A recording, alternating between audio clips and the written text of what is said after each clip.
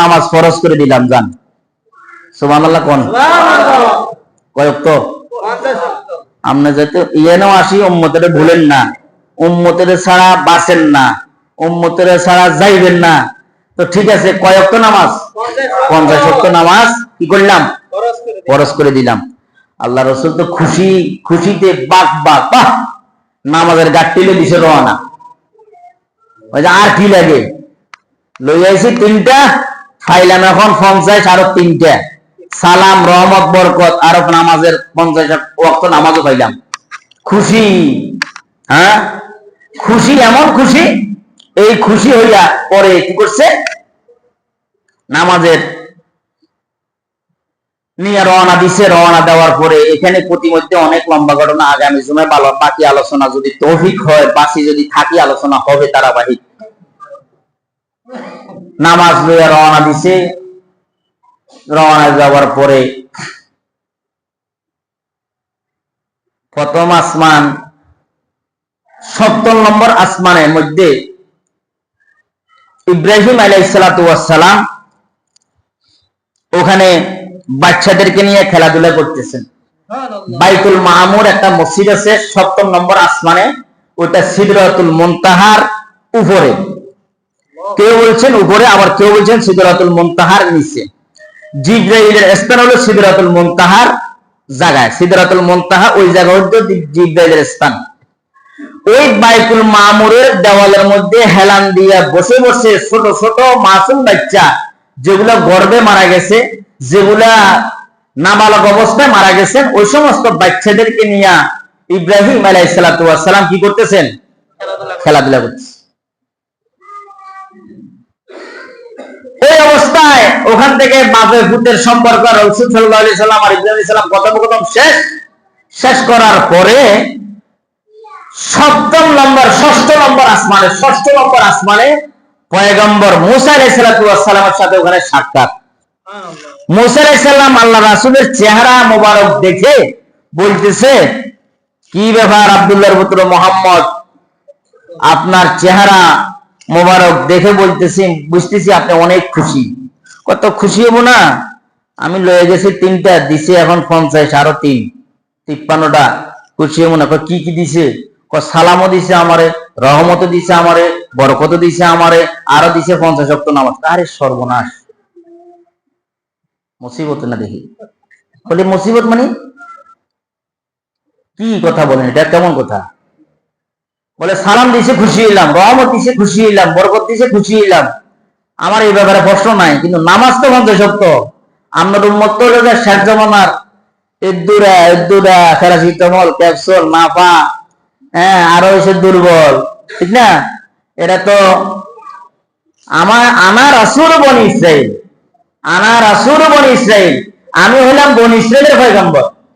আমার উম্মত এত শক্তিশালী, তাফসিরে জালালাইনের সরার মধ্যে লিখছে 40 মণ ওজনের পাথর দিয়া, মনে রাখবেন 40 মণ ওজনের পাথর দিয়া বনি ইসরাইলের উম্মতের, মুসা আলাইহিস সালামের উম্মতেরা পাথর দিয়ে বল ফেলতে পারত, এত শক্তিশালী তারা। আমার উপরে 2 রাকাত নামাজ ফরজ আল্লাহ তাআলা করে দিয়েছেন, তারা 2 রাকাত নামাজ পড়া তাদের জন্য এত কষ্টকর। আর আপনার উম্মত তো শেষ জামানের উম্মত, দুর্বল উম্মত, এরা 50 ওয়াক্ত নামাজ কিভাবে পড়বো? এটা আমার মনে হয় সম্ভব হবে না।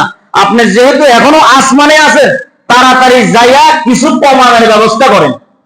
সুবহানাল্লাহ কয় না?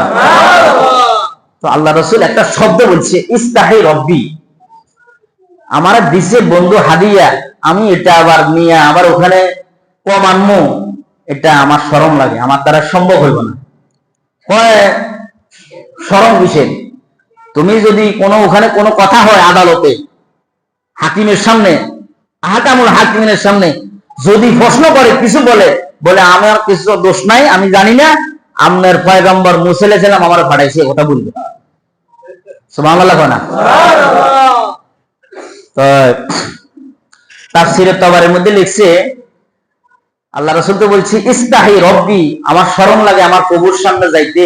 তো ঠিক আছে, আল্লাহ রাসূল মুসা আলাইহিস সালামের কথা মতে আবার গেছে, যাইয়া কোনো কথা বলে না, কোনো কথা না বলে চুপচাপ আবার ওই জায়গায় অবস্থান করছে। তো আল্লাহ রসুল আচ্ছা পথে কি হয়েছে না হয়েছে, কি হইতেছে আল্লাহ তাআলা কি দেখেন না? আল্লাহ তাআলা না এক নাম তো বাসির, উনি দেখেন, আর নাম আরেক নাম কি সামিউন, উনি শুনেন। দেখছে, শুনে শোনার পরেও তো আল্লাহ তাআলা বলতেছে বন্ধু ঠিক আছে আইসো, আমি তো বুঝছি, ঠিক আছে নামাজ বেশি বেশি বোঝা হয়ে যায়, তো ঠিক আছে 5 ওয়াক্ত কমাই দিলাম। কয় ওয়াক্ত? তো যাও, এক কথায় 5 ওয়াক্ত কমাই দিছে। 15 ওয়াক্তে লিখছে প্রথমে 10 ওয়াক্ত, 15 ওয়াক্তে লিখছে 5 ওয়াক্ত। এই 45 ওয়াক্ত ধরেন লইয়া রওনা দিছে। মুসা আলাইহিস সালামের সাথে আবার সাক্ষাৎ, কি খবর? 5 ওয়াক্ত তো কমাই দিছে, এখন তো কইছে আলহামদুলিল্লাহ, না হইব না।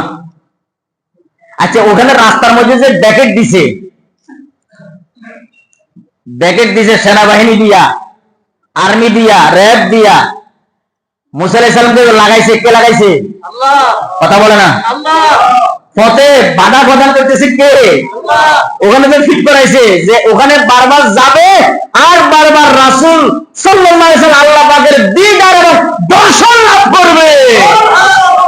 আল্লাহ তাআলা বলে বন্ধু পাঠাবো ওখানে, আসবা আমার কাছে, দেখবা তুমি আমারে, আমি দেখবো তোমারে, তোমার আমার দিদার লাভ হবে।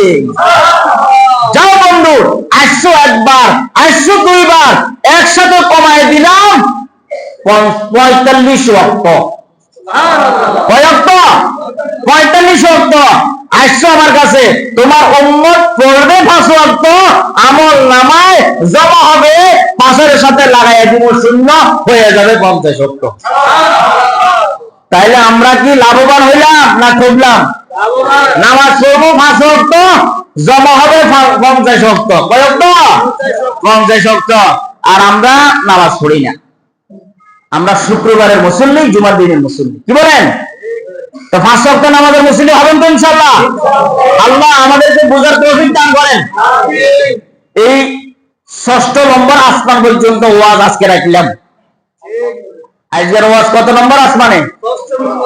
জমিনে কিন্তু ওয়াজ নাই আজকে। আজকের ওয়াজ কোথায়? আসমানে। 6ষ্ঠ নম্বর আসমানে রাখছি। আপনার কাছে রাখি লাভ নাই। লাভ কি? আপনারা ফালাই চলে যাবেন গো ওয়াজ। এই জন্য আমি ওই জায়গায় ফিট করে রেখেছি। ওখান থেকে নামামো, আবার আগামী দিনে চলবে। কি বলেন? আমরা 1:30 বাজে একজন সবাই। কয়টা বাজে? কয়টায়? 12টা। হ্যাঁ ওই তো আইবো না দিয়ে কথাও কয় না, দরকার নাই তো। এত ওয়াজ যদি আবার হেদায়েত হয়ে যায়, হেদায়েত যদি হয়ে যায় তাহলে চুরি করতে পারবো না, ডাকাতি করতে পারবো না। কি বলেন? ওয়াজ যদি আবার হেদায়েত হয়ে যায় 2 নম্বরই করতে পারবো না। কি বলেন? কালকে আসরের নামাজের পরে, আসরের পরে গতকালকে এই মসজিদের আশপাশে আমরা সাফাই করছিলাম। আল্লাহু আকবার। 17-18 বছরের 2-3টা ছেলে এক এক ছুরি এত লম্বা লম্বা, পুলিশে দৌড়াইতেছে, পুলিশও ভয় পাইতেছে কি করবো, আবার যদি উল্টা মাইরা দেয় মুসিবত। মানে মুখে আওয়াজ দেয়, জোরে দৌড়ে না।